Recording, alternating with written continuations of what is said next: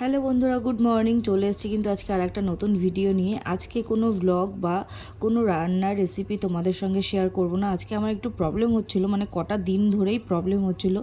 সেই প্রবলেমের সমাধান অনেক খুঁজে খুঁজে বার করে ভাবলাম একটুখানি তোমাদের সঙ্গে শেয়ার করি। তো বাড়িতেই একটা তেল বানিয়েছি। তেলটা হচ্ছে মাথার জন্য আমি বানিয়েছি। মাথা থেকে মানে চুল এত প্রচুর পরিমাণে উঠছিল আমার, বলে বোঝাতে পারবো না। তো যার কারণে আমি ইউটিউব সার্চ করে অনেক কিছু সার্চ করে একটা তেল বানানোর সিদ্ধান্ত নিই। তো দেখো তেলটা বানাতে আমার কি কি লেগেছে। কিছুটা আমি মেথি নিয়ে নিয়েছি, আমলা নিয়ে নিয়েছি, কিছুটা পেঁয়াজ নিয়েছি, আর কালো জিরে নিয়েছি, আর তার সাথে নিয়েছি অনেকগুলো ফোটা জবা ফুল নিয়েছি, আর তার সাথে নিয়েছি কুড়িগুলো নিয়ে এসেছিলো, আমি সেটাও তেলের মধ্যে দিয়ে দিয়েছি। আর নিয়েছি কারি পাতা, আর যেই জবা ফুলগুলো দেখলে এই জবা ফুলেরই পাতা। জানি না এই তেলটা বানানোতে আমার উপকার হবে না অপকার হবে, তবুও তেলটা বানাচ্ছি একটু রিস্ক নিয়েই। যদি উপকার হয় তাহলে অবশ্যই তোমাদেরকেও আমি বলে দেবো যে এই তেলটা বাড়িতে অবশ্যই বানিয়ে, মানে আমার মতন যাদের যাদের সমস্যা হচ্ছে তারা অবশ্যই এই তেলটা বাড়িতে বানিয়ে আমার মতন ব্যবহার করতে পারো। আমি তো আজকে এই তেলটা বানাচ্ছি। তাহলে চলো বন্ধুরা, আর বেশি কথা বলবো না, তেলটা বানানো শুরু করা যাক।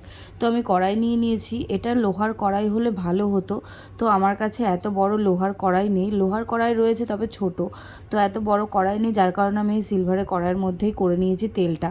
তো প্রথমে আমি এখানে তেলটা দিয়ে দিয়েছি বেশ খানিকটা। আমি কিন্তু বাজার থেকে যে শালিমারের যে নারকেল তেলটা পাওয়া যায়, তো আমি সেটাই ব্যবহার করছি। আর দেখো এখানে কিন্তু তেলটা হালকা গরম হওয়ার পরে আমি কুচানো পেঁয়াজগুলো দিয়ে দিয়েছি। আর পেঁয়াজগুলো কিন্তু কুচানোর পরে আর ধোয়া যাবে না।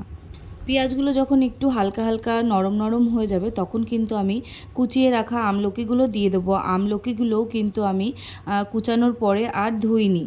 একই রকমভাবে যখন আমলকিগুলো আবার একটুখানি সেদ্ধ সেদ্ধ হয়ে যাবে তখন আমি দিয়ে দেবো কারি পাতা। কারি পাতাগুলো একটু নাড়াচাড়া করার পর এবার আমি দিয়ে দেবো জবা ফুলের পাতা। জবা ফুলের পাতাগুলো কিন্তু আমি একটু কুচিয়ে নিয়েছি। আর জানো তো বন্ধুরা, যখন আমি তেলটা বানাচ্ছিলাম তখন এত সুন্দর গন্ধ বেরোচ্ছিল, বলেই বোঝাতে পারবো না। আমার তো ভীষণ ভালো লাগছিল গন্ধটা। তারপর এগুলো যখন আবার ভাজা ভাজা হয়ে গেল তখন আমি কিন্তু ওই জবা ফুলগুলো আর কুড়িগুলো সব দিয়ে দিয়েছিলাম একসঙ্গে। তারপরে কিন্তু আবার নাড়াচাড়া করা শুরু করেছিলাম। তারপরে যে মেথিটা ছিল সেই মেথিটাও আমি এর মধ্যে দিয়ে দিয়েছিলাম, আর তার সাথে সাথেও আমি দিয়ে দিয়েছিলাম কালো জিরে। তাহলে আমার কিন্তু এইগুলো ভাজা সব হয়ে গেছে। আর দেখো তেলটাও কিন্তু এবার রেডি। এবার আমি গ্যাসটা বন্ধ করে দেবো। আর তার সাথে সাথে এই যে উপকরণগুলো দিয়েছিলাম এগুলো পুরোটাই ঠান্ডা হবে, কারণ এখন তো এটার মধ্যে হাত দিতে পারবো না যেহেতু গরম। তো এটা পুরোটা যখন ঠান্ডা হয়ে যাবে তারপরে আমি কিন্তু এটা একটা পরিষ্কার কাপড়ের সাহায্যে ভালো করে ছেঁকে নেব। আগের দিন রাত্রিবেলা যেহেতু আমি তেলটা বানিয়ে নিয়েছিলাম, পরে আমি একটা পরিষ্কার কাপড়ের সাহায্যে তেলটা কিন্তু ছেঁকে নিয়েছিলাম। এবার আমি এই একটা কাচের বয়ামের মধ্যে এই ছাঁকা তেলটা ঢেলে রেখে দেবো। এটা কিন্তু আমি অনেক দিন ব্যবহার করতে পারবো। আমি কিন্তু তেলটা ঠান্ডা হওয়ার পর মাথায় মেখে নিয়েছিলাম, আর পরের দিন কিন্তু সকালে মাথায় শ্যাম্পু করে ভালো করে স্নান করে নিয়েছি। আর দেখো মাথায় কিন্তু এতটুকুও জট বাঁধছে না। অন্যান্য সময় আমি মাথায় শ্যাম্পু করলে প্রচুর জট বাঁধতো, আজকে কিন্তু এতটুকুও জট বাঁধেনি।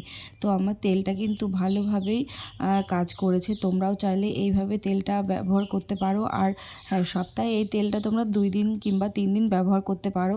আর তেলটা ব্যবহার করার পরে তোমরা কিন্তু মাথাটা শ্যাম্পু করে নিতে পারো। আর যাদের ঠান্ডার দোষ আছে, যাদের ঠান্ডা লাগার ধাত রয়েছে, তারা কিন্তু তেলটা শ্যাম্পু করার আগে 2-3 ঘন্টা আগে তোমরা মাথায় মেখে নিতে পারো, কারণ রাত্রেবেলা মাখলে হয়তো তোমাদের ঠান্ডা লেগে যেতে পারে, কারণ পেঁয়াজ দেওয়া রয়েছে যেহেতু। আর চুলটা না ভীষণ সফট হয়েছিল, আর এতটুকুও জট বাঁধছিল না, আর তার সাথে সাথে একটাও চুল উঠছিল না। তো আমার ভীষণ কাজ দিয়েছে তেলটা। তোমরাও চাইলে এই তেলটা ব্যবহার করতে পারো বানিয়ে। তো আজকের মতন ভিডিওটা আমি এখানে শেষ করছি। আশা করছি তোমাদের ভিডিওটা ভালো লাগলো। আর যাদের যাদের এই প্রবলেমটা হচ্ছে তারা ভীষণ উপকার পাবে তেলটা বাড়িতে বানিয়ে নিলে। তো আজকের মতন টাটা, সবাই ভালো থেকো, সুস্থ থেকো।